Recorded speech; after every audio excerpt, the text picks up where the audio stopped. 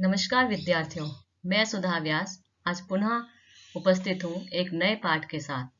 पाठ 2 लाख की चूड़ियां। इसके लेखक है कामता नाथ। पहले पाठ का सार।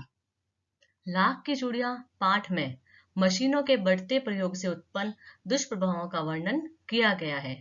इस पाठ का प्रमुख पात्र बदलू है। मशीनी युग का शिकार हुए व्यक्ति बदलू की पीड़ा का मार्मिक वर्णन है।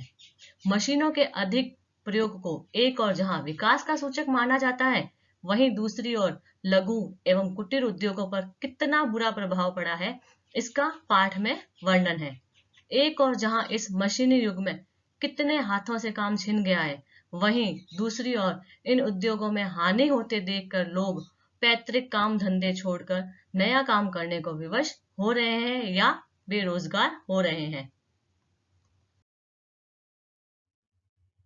लेखक और बदलू काका। बचपन में लेखक अपने मामा के गांव बड़े चाव से जाता था। वहां बदलू उसे रंग बिरंगी गोलियां देता था। वह उसे बदलू मामा के स्थान पर बदलू काका कहता था, क्योंकि गांव के अन्य बच्चे भी उसे बदलू काका कहते थे। बदलू के मकान के सामने नीम के पेड़ के नीचे बदलू लाख की चूड़ियां बनाने का काम करता था। बगल में भट्टी दहकती रहती थी, जिसमें वह लाख पिघलाकर सलाख के समान पतला करके उसे चूड़ी का आकार देता था और मुंगेरियों पर चढ़ाकर गोल व चिकना बनाता था। जब एक हाथ की चूड़ियां बन जाती, तब वह उन पर रंग करता था और उसे बड़े ही गौर से देखता था। शब्दार्थ: चाव, चाह या तीव्र इच्छा। सलाख, धातु की छड़ या सलाई।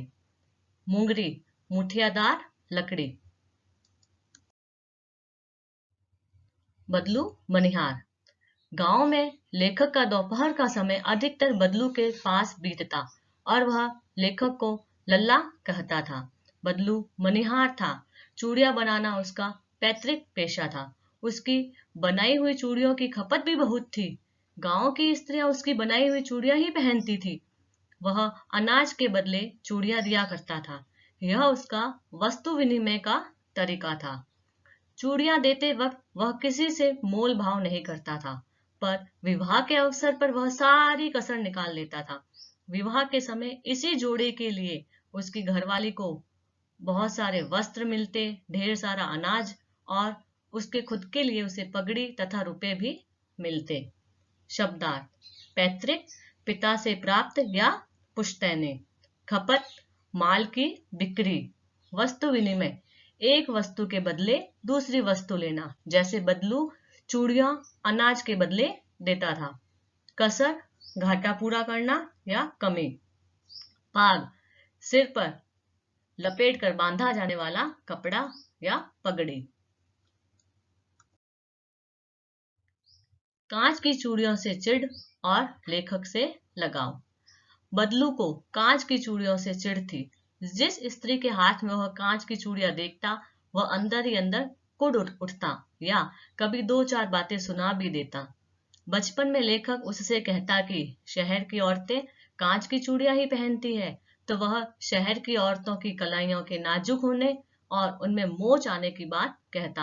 यानी कि लेखक कहता कि शहर की जो महिलाएं हैं वो तो बहुत ही नाजुक होती है, तो वह लाख की चूड़ियां नहीं पहन सकती। वह लेखक की मलाई और गर्मियों में आम से खातिर करता। इसके अतिरिक्त वह उसे लाख की एक दो गोलियां बना देता, जो लेखक को सबसे अच्छा लगता।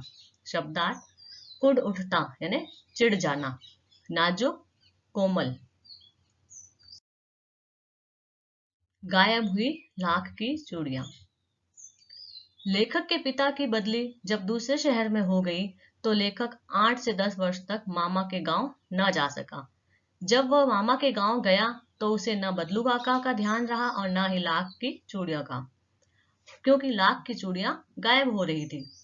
अचानक एक दिन उसके मामा की छोटी लड़की आंगन में फिसलकर गिर पड़ी और उसके हाथ में कांच की चूड़ियां टूटकर चुभ गई। तो लेखक को अचानक से ही बदलू काका का ध्यान आया।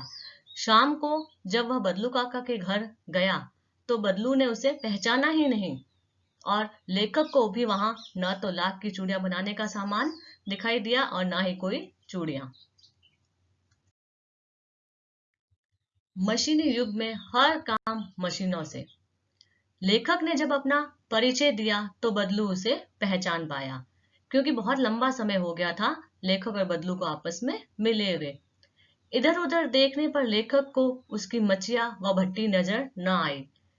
लेखक द्वारा काम के बारे में पूछने पर बदलू ने उसे बताया कि आज मशीनी युग में हर काम मशीनों से होता है। ऐसे में कांच की चूड़ियों के मुकाबले लाख की चूड़ियां कहीं टिक पाती है, क्योंकि ऐसा माना जाता है कि कांच की चूड़ियों में चमक ज्यादा होती है। अचानक उसे खांसी आ गई। लेखक को लगा कि उसे दमा है, लेकिन उसने कहा कि नहीं, यह तो फसली खांसी है, मौसमी खांसी है। लेखक को यह भी लगा कि बदलू के अंदर कोई ना कोई व्यथा जरूर छुपी है। उसने सोचा कि इस मशीनी युग ने कितने हाथ काट दिए। हाथ काट दिए का यहाँ पर अर्थ यह नहीं है कि वास्तव में लोगों के हाथ काट दिए गए। हाथ काट दिए का अर्थ है कि लोगों से उनका रोजगार छिन गया, जैसे बदलू से भी उसका रोजगार छिन चुका था। शब्दार्थ मचिया यानी छोटी चौकोर खाट, व्यथा दुख, हाथ काट दिए यानी कि रोजगार छिनना। आखिरी जोड़ा और बदलू की व्यथा। इसमें यह बताया गया है कि जो बदलू था उसने आखिरी जोड़ा लाख की चूड़ियों का कब बनाया। लेखक द्वारा बात बदलकर आम की फसल की बात कहने पर बदलू ने अपनी बेटी रज्जो से आम मंगवाया। फिर लेखक की तरफ मुखातिब होकर कहा, माफ करना लल्ला, तुम्हें आम खिलाना भूल गया था। रज्जो एक डलिया में आम लेकर आई। उसने 4-5 आम लेखक को छांट कर दिए। बदलू की बेटी की कलाइयों पर लाख की चूड़ियां बहुत फब रही थी, जिस पर बदलू ने बताया कि यह उसके द्वारा बनाया गया आखिरी जोड़ा है, जिसे उसने जमींदार की बेटी की शादी पर बनाया था। जमींदार द्वारा 10 आने ही देने पर उसने यह जोड़ा नहीं दिया और यह कहकर वापस आ गया कि शहर से ले आओ। अंत में लेखक को यह सुनकर खुशी हुई कि बदलू ने हार नहीं मानी। उसका व्यक्तित्व कांच की चूड़ियों की तरह नहीं था जो आसानी से टूट जाए। वास्तव में इसका अर्थ यह है कि बदलू के सामने बहुत सारी कठिनाइयां आई, उसका रोजगार भी छिन गया, लेकिन लेखक ने यह कहना चाहा है कि बदलू ने कभी भी अपने सिद्धांतों से समझौता नहीं किया। तो यह कहानी हमें यह भी सीख देती है कि हमें भी अपने सिद्धांतों के साथ समझौता नहीं करना चाहिए, चाहे हमारे जीवन में परेशानियां भी क्यों ना आए। शब्दार्थ मुखातिब देखकर बात करना। डलिया बांस का बना एक छोटा पात्र। फबना सजना या शोभा देना।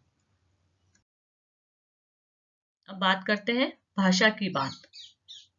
इस पाठ में भाषा की बात के अंतर्गत दो प्रमुख बिंदु है, जिसमें पहला है संज्ञा। तो संज्ञा के 3 भेद होते हैं, व्यक्तिवाचक संज्ञा, जातिवाचक संज्ञा और भाववाचक संज्ञा। इस पाठ में व्यक्तिवाचक संज्ञा से संबंधित कुछ शब्द इस प्रकार है, जैसे लल्ला, रज्जो, नीम, कांच आदि। जातिवाचक से संबंधित शब्द मामा, गांव, आदमी, गोलियां, चूड़ियां, मचिया, अनाज आदि।